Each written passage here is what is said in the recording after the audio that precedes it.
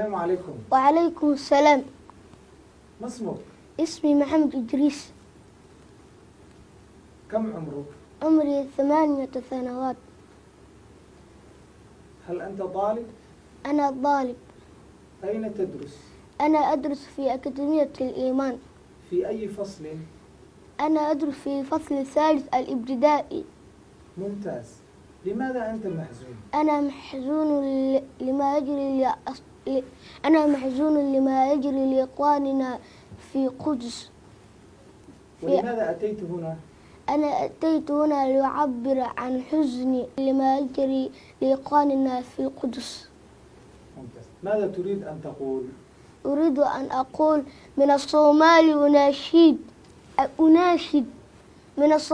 أناشد لكل المسلمين في العالم الإسلامي، وأقول لهم جميعا شيوخا ورجالا ونساء بل وأطفالا: إن كنتم مسلمين حقا فلا إسلام بدون قدس والمسجد الأقصى الذي هو منبعنا ومسرى نبينا محمد صلى الله عليه وسلم.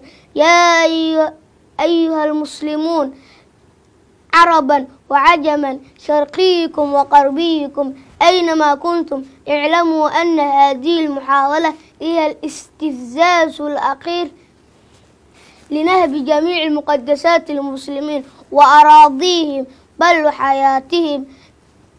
إن لم تدافعوا عن الأقصى لم تدافعوا الكعبة المشرفة، ولا فائدة بوجودكم.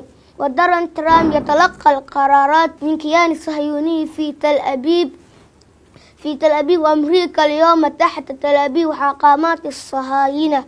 أيها المسلمون، أصبح دين المسلمين دين يظلم عمدا من أجل ارتباطهم بتعاليم الأنبياء كون نبيهم آخر الأنبياء، ولكن رؤساء دول الإسلام قافلون وشعوبهم مشغولون بمشاهدة مباريات الرياضية. يا صلاح الدين، يا صلاح الدين، إلى متى يظهر مثلك؟